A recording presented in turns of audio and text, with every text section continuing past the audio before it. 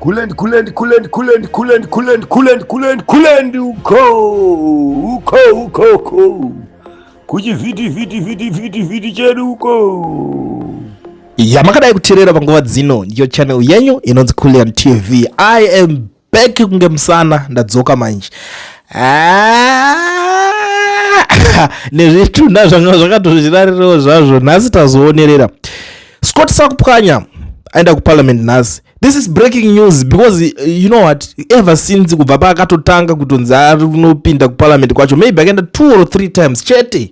Pesa apa angeita zvimadhira ake, chakangozara mumusoro mama ibhora chete, hapana zvimwe zvinenge zvichifungwa. Vanenge vachiti komana tadzosa bhora vakomana, muri kuona here zvatiri kuita, tiri kurova mabviravira vachingoita zvavari kuita. I feel for mabvuku people. Vanhu vekumabvuku vakagara vaona kuti this guy he's too busy for this job kuti akwanise kunge achinzi alright ita basa here. Vanhu vaiziva zvinhu zvavaiita. And then Senkezo Shabangu came in. Maybe aida kubvisa shame kuna Scott Sakupwanya. I don't know kuti aida kuita zvekudii chaizvo, but akangobudikira pachino. And then the next thing, Scott akapinda asina kana munhu akamuvhotera because bekutanga akadyiwa zvakanaka akarowa whitewash na munyaradzi kufa kutizwe.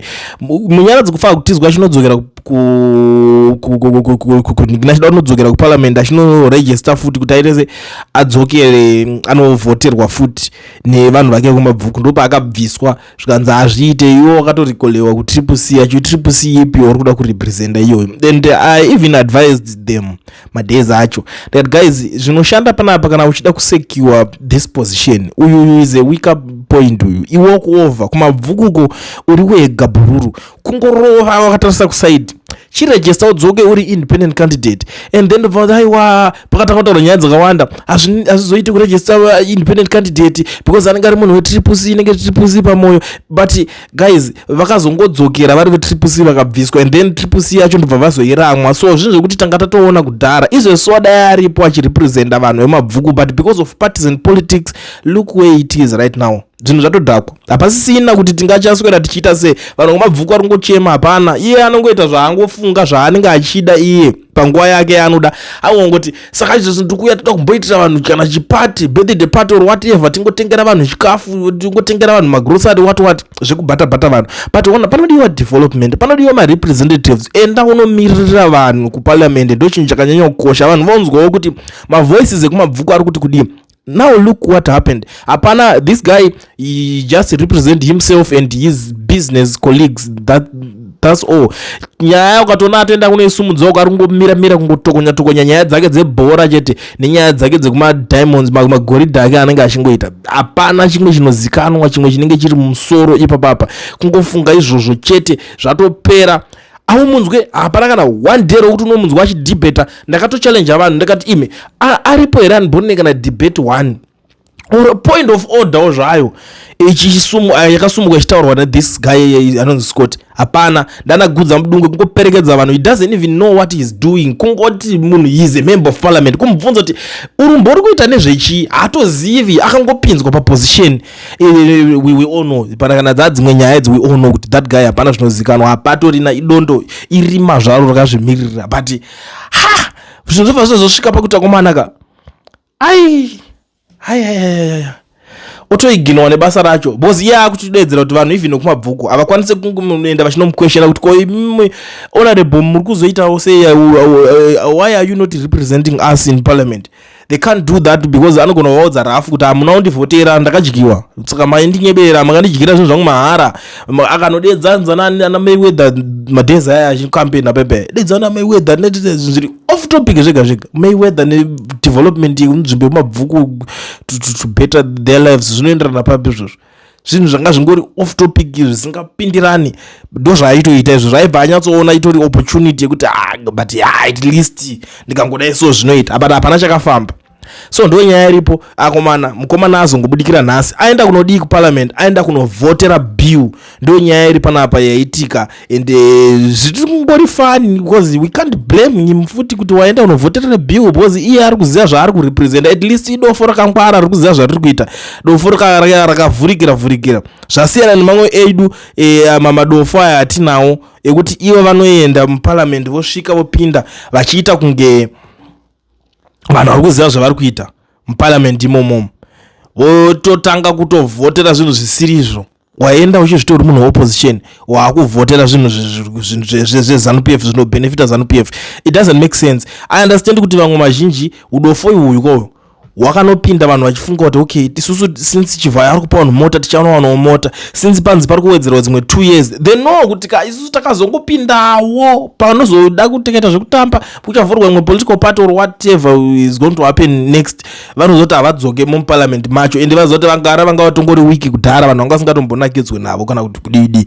Saka vakutongoshandisawo maadvantages ekuti vangoziva kuti ngatinde tingonovhotera chibhiri icho chikabudirira tongopuwawo mamwe makore tiri mumo but tinozopera then votangira ipapo because most of them they are jobless, havana madhiri avanenge vachiita. But zvasiyana nana Scott wekuti munhu ane zvaakawanda zvaanotoita anotoshaya nguva yekutoenda kuparliament kwacho ikoko. But imagine kuti akwanisa kusiya madhiri ake anenge achiita millions iwayo akati genza ndimboenda ndinoita se ndinosimbeza chinhu changu. So ndiri kuona ringori dofo hwaro rinotizive zvariri kuita but udofo hwaro chete ndio kungoti isusu kana takutaura on behalf of people of mabvuku totaura kuti vakomana ameno zvakati mafambira zvakatoita.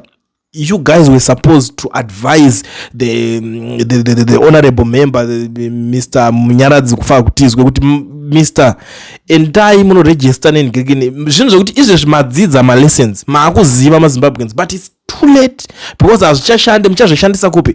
Maybe in the next 4 years dzacho idzodzo dzichazonge dzakuuya vakuda kunzi pachada kuitwa election makuudzana zvekuti mamu 2030 macho pachaitika dzimwe nonsense dzese dzose dzichange dzichaitika zvichakosta zvichanetsa zvichatemesa vanhu musoro because chimwe chinhu chinonigirigenda kapuchazoti tumwe MP adanoda so vanhu vazhinji vanenge vakatoramwa vakuti zvema-elections hazvishande zvodididi but dai ma-elections anga asingashande ndogara ndichiudza vanhu dai ma-elections ese anga asingashande kudai vakomana vese vakapinda ma-MP vacho vakatopinda vacho panguva yayo dai vasina tombobvira vakawina but vakanyo vacho vakatowina akatointroducewa ningi is the winner ningi is the winner ningi is the winner.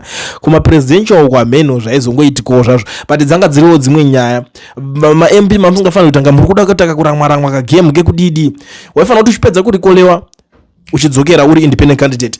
Shout out to that guy anonzi then is it anonzani ko uyu mukomana uyu wekusaidi kunana is it Belvedere or somewhere there akarikolewa is the councillor nanhasi achirimo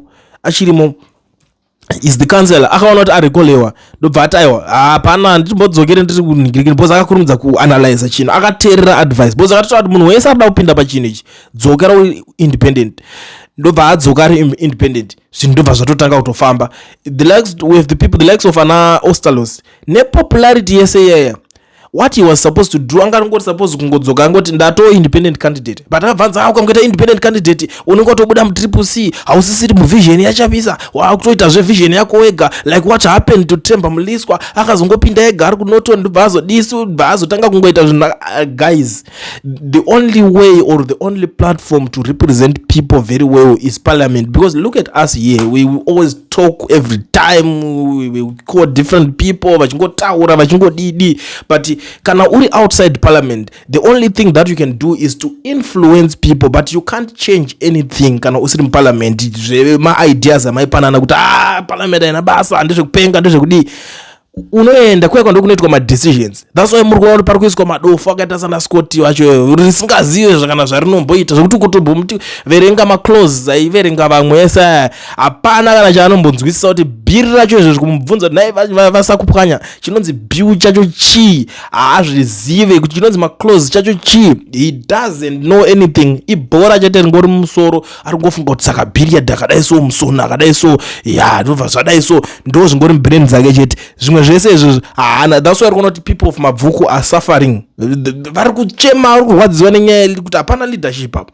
hakuna mumiririri munhu komana atori busy zvake angopedza bhabha mazirose rose ake achienda vachinoswera vari kwavanenge vachingoenda kunzoti nhasi ari kunyika yakati mangwana ari kunyika yakati kuswera mangwana ari kwakati hapana kana hwana anokwanisa kumubvunza kana kumuchallenja. So I understand kuti Mr. Munyaradzi kufa kutizwe vakaitawo mistake people like Gift Osalus vakaitawo mistake nemamwe ma-MP ese vangari popular na Amos Chibaya vakameka a very big mistake yekutadza kuonera chinhu ichocho because those guys dai vakakwanisa kudzokera izvezvi dai pasina all this nonsense zvese zvechibhiri changa chaitika ichi.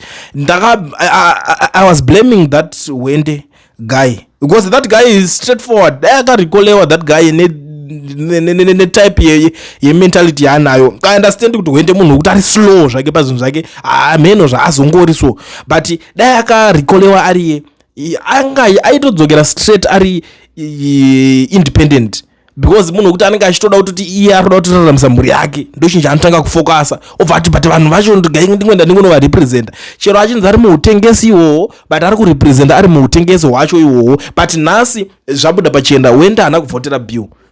Zvese zvekuzonzi anga izoita mutengesi pakati Wende did not vote for this bill kuti yes no, atodedzera kuti no pabill. Wende was there. Mafacts atiri kutaura is either you like him or not, but that's what happened. Kune vamakatozofungirira muchifarira muchiti ningi but ningi ndewedu akadididi, vaenda vakanovhotera yes pabill more than 35 if I'm not mistaken. Vaenda vakatonosimbisa chinhu ndovendetana ndikati nemapete anga ari kunhingirikine mabhacha asikoti anga achaziva kupfekwa here vakomana vagara vakajera gara vakapfeka hembe dzavo dzeugananda but vakubudikira mumaparliament nhasi kuti vange vachinonhingirikina. So imagine kuti 35 vacho vagara vatobatsira chinhu because ZANU-PF already yanga yatochitadza chinhu changa chato mumaoko mavo vanga vari kutoshoterwa nemavotes akati wandei 7 votes dzanga dzichivhota dzanga dzichishota.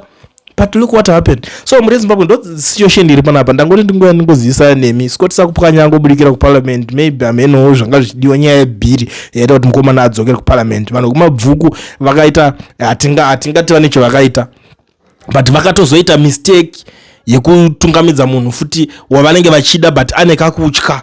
Saka tingangoti Mr. Munyaradzi kufa kutizwi vakaita a very big mistake yekufungidzira kuti pamwe varoda kunodefenda chinhu changa chatoora kudhara, because ndozvinhu zvokuti vanhu vaifanira kunge vachiona chinhu chaora ichi, and they thought kuti maybe court ichazenge ichiuya chinoita sei itsoro dzanga dzikutorowa kuti pamwe court ichazouya ikanotifevhera ikati haiwa izvi zvakomana itai kuti chinhu chiite se chidzoke tiripusi idzoke mugame. Chinhu changa chatoora kudhara, and even Nelson Chamisa was slow pakuonera chinhu. Aifanira kugara audza vanhu kuti tisisina plan tichatoita court zvichanodai so, because he is the lawyer. Aifanira kugara audza vana yei munhu wese enda kutobuda nguva ichiripo. Onai zvaitika izvi time iripo, kana kuti vari kugadzira chimwe vogadzira chimwe oti vari kundida ngatiterane titangidze kunoita chinhu ichi.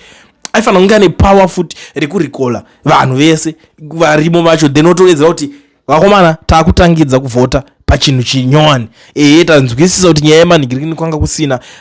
I think nhasi dai kusina zvinhu zvesezvi, but yadeuka hapasisina yekutamba. Vanhu vekumabvuku nechiep chenyu ichocho meno munenge chingofungirwa zvebhora nemukuti Kulian TV team the asi vanhu vachishamsika.